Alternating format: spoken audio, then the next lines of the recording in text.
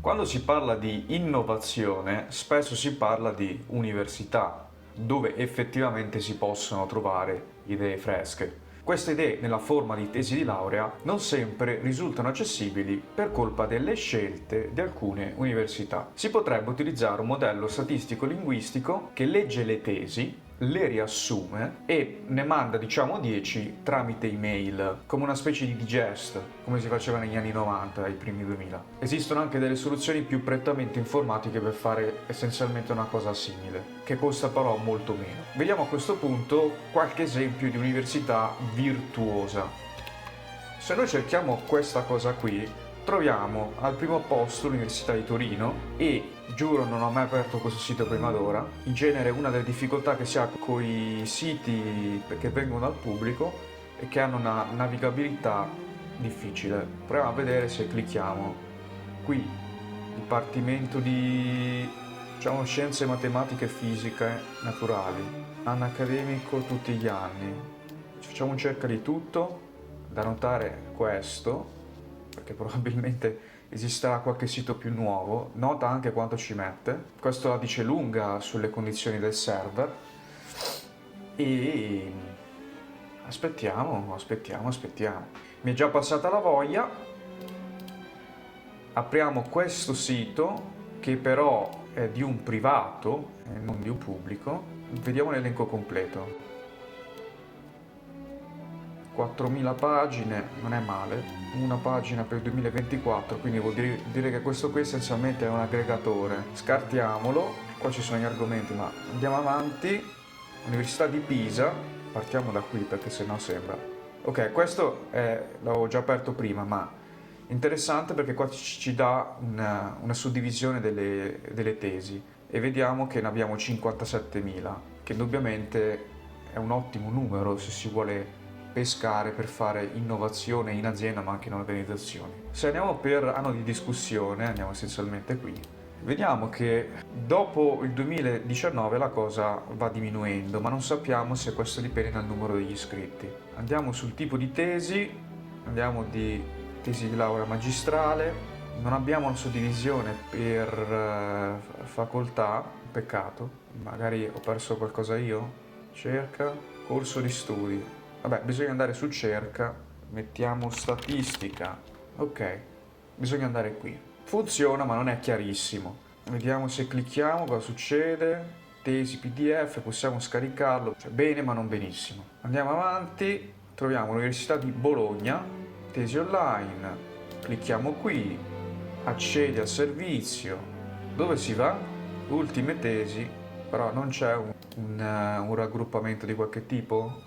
Pare di no, però io mi sono salvato questo link che ci porta nel corso di scienze statistiche. Abbiamo un'unica tesi, diciamo che non è che si può fare granché innovazione con questo storico. Proviamo a modificare questo sopra il link. Ok, qua non so come ci si arriva, ma questi sono i corsi di studio. Vedi che ci sono anche i numeri, 26.000 contro gli oltre 50.000 dell'altra università. Però anche qui ci si può lavorare. Tra l'altro, se torniamo indietro, io ti faccio notare anche questa cosa molto interessante, che capisco che è da detto lavori. Vedi che abbiamo questi 3 simboli sopra e questi altri 3 sotto. Io immagino che questo qui, esatto, è di questo filtro, mentre invece questo qui è di tutto. E infatti, perché ti faccio vedere questa cosa? Perché noi possiamo accedere in maniera, appunto, come anticipato, più programmatica. Chi ha esperienza di newsletter nei primi 2000 questa cosa lo sa. Noi possiamo farci mandare un'email ogni volta che viene aggiornato questo contenuto e questo contenuto viene passato all'RSS, che è uno standard che ha proprio a che fare con le notizie e le informazioni. Come vedi, qualche università ha qualcosa in più, qualcuna in meno in termini di interfaccia, ma sicuramente questa cosa dell'Università di Bologna va apprezzata. Però attenzione, io ho fatto vedere qualcosa di statistiche e scienze matematiche perché diciamo che c'entra con le finalità di questo canale, ma non è mica detto che se tu hai un'azienda nel settore X, le idee innovative vengono solo dalle tesi del tuo settore X. Questo è un classico comportamento a comparto stagno. Infatti le idee in alcuni casi vengono dal campo Y ma vengono portate al campo X. Un esempio che gli statistici conoscono molto bene è un metodo di diagnostica per una famiglia di modelli statistici che viene dal campo delle telecomunicazioni, che quindi apparentemente ha poco a che fare con la statistica.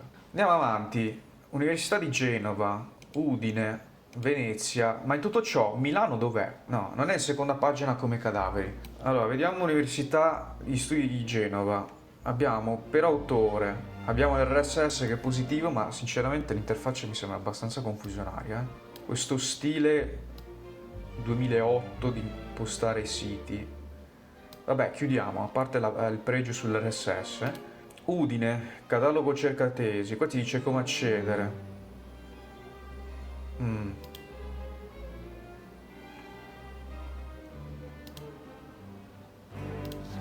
Vediamo, 2024. Va, via. Archivio Tesi Venezia. Ecco, questo qua è un sito tecnologicamente più vecchio ma ha l'RSS, quindi ben venga. Settore disciplinare, ottimo. Sfoglia per. Benissimo, benissimo. Cosa prendo? Idraulica. 1. È un po' poco. 259 elementi. Prossima pagina. Chimica industriale, 90 elementi. Statistica, 51 elementi.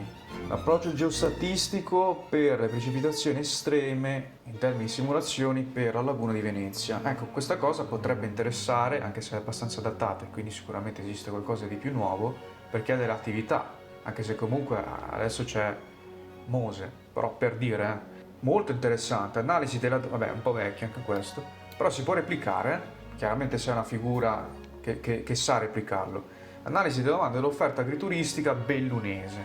Poi, attenzione, non è che se una cosa ha 40 anni allora non è più valida. Ci possono essere degli spunti oppure può essere ancora molto valida, non solo in termini di metodologia. Analisi bancarotta tramite machine learning. Sarebbe interessante vedere se questo approccio che ha oltre 20 anni risulta ancora valido rispetto anche agli algoritmi nuovi che abbiamo a disposizione. Questo potrebbe interessare chi ha una piccola azienda di assicurazioni, non di certo prima, giusto per fare un nome. Complimenti all'Università di Venezia che ha un'interfaccia accessibile, ha anche l'RSS, anche se da qui non è visibile. Proviamo ad andare indietro. Sì, purtroppo non c'è l'RSS filtrato, però magari ci si può lavorare. Andiamo avanti. Università degli Studi Milano. Consultazioni, tesi di laurea, vediamo. No, questo è semplicemente un cosa fare, quindi non è quello che cerco. Io tra l'altro vengo dall'Università Bicocca e ho già fatto presente che a loro manca questo servizio che darebbe molto valore aggiunto al sistema paese, ma evidentemente sono troppo occupati a dire che non possono abbassare il riscaldamento perché la temperatura non la scelgono loro ma l'azienda esterna che gestisce la cosa. Fine della polemica. Andiamo avanti, andiamo alla seconda pagina, giusto per cultura. Unitrento, vediamo. Padova, dove c'è un'altra facoltà di statistica. Ricerca nel catalogo, titolo, autore, responsabilità didattica, struttura didattica, dipartimento, vediamo se c'è statistica no, vabbè, matematica. Cerca tutte le tesi, 878, alcune non sono consultabili. Vediamo da dove arrivano questi dati, se c'è magari un modo per capirlo tramite un trucchetto che avevo fatto vedere su Instagram. No, assolutamente no.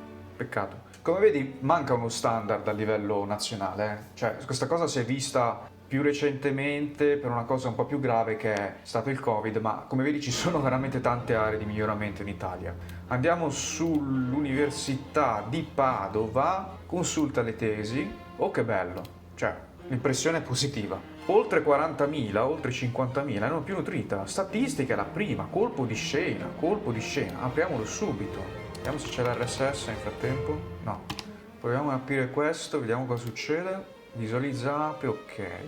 Tra l'altro, butto lì un'altra idea. Tutto questo archivio che vedi si può utilizzare anche per costruire un modello statistico-linguistico molto scientifico su tante discipline. Una specie di, chiamiamolo, Virgilio in salsa modello statistico-linguistico. E tra l'altro la qualità del dato sarebbe molto più elevata di GPT, perché ricordiamoci che dietro le tesi ci sono dei relatori e anche dei correlatori, quindi questa cosa alza la qualità dell'output. Non sto dicendo che sarà tutto oro, magari si potrebbe studiare quale università danno meno valore, ma comunque si andrebbe a creare un oracolo della conoscenza di qualità più elevata rispetto a qualcosa di molto generale come GPT. Proviamo a vederlo. Ok, vabbè, migliorabile, però ordina per anno, decrescente, non è aggiornato, peccato. Andiamo un'altra pagina così per curiosità mia più che altro.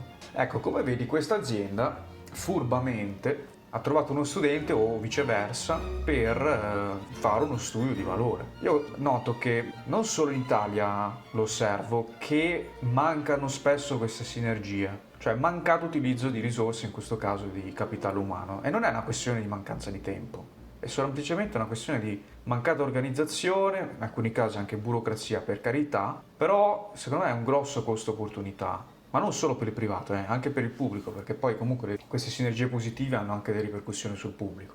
Ecco, prendiamo un'università più privata che male non fa, Bocconi e Cattolica, vediamo cos'hanno. Io partirei dalla Cattolica, per motivi personali. Catalogo tesi, non mi piace il tipo di ricerca che dà. Diciamo per argomento invia, mandiamolo vuoto, niente. Se hai piantato il link, guarda sopra.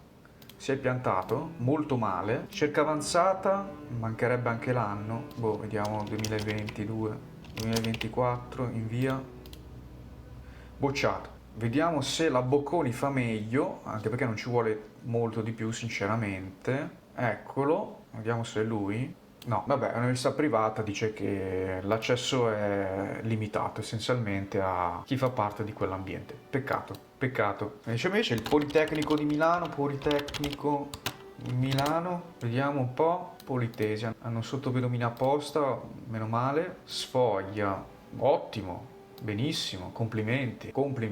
E questo è il Politecnico, signori, non è che stiamo parlando di l'università sottofinanziata perché ha carenza di iscritti. Corso però tutto sommato è ordinato, tra l'altro noti che c'è una similità di interfaccia rispetto a un'altra università che abbiamo visto. Positivo è il fatto che c'è almeno questa parvenza di standard. Ingegneria gestionale, dove vengono purtroppo troppi data scientist, ordina per, qua c'è quel problema lì, vabbè dai, aggiorna, fa accessibile a tutti, però manca l'accessibilità tramite RSS. Quindi sì, l'interfaccia è nuova, tutto quello che vuoi, ma non sempre quello che è nuovo funziona meglio, o per tutti gli utenti, diciamo così, in maniera più diplomatica. Beh, direi che a questo punto può bastare. Hai visto un panorama italiano non sempre appagante, a seconda anche degli standard, ma in dei casi puoi automatizzare quella che è la novità in termini di tesi, in altri casi la puoi automatizzare ma ti serve un addetto ai lavori per farlo. Ad esempio io posso impostare un bot